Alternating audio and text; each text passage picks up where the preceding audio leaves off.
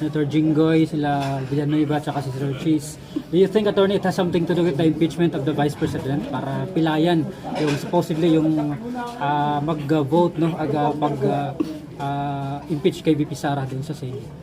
Bakit kasi hindi na lang sila gumawa ng malawakang investigasyon sa lahat ng pera ng lahat ng senador?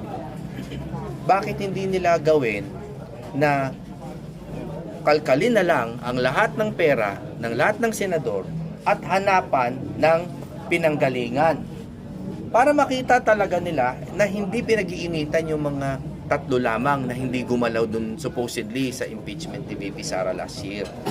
'Di ba? Kasi hindi ko sinasabi na tama yung sinabi ninyo na politika lang yung kay Cheese, kay Joel, pero kay Jinggoy. No? Pero tama si Miriam Defensor Santiago nung araw na sabi niya, Lord, bigyan nyo lang ako ng isa pang buhay para isa-isa kong imbestigahin ang salin ng mga ito.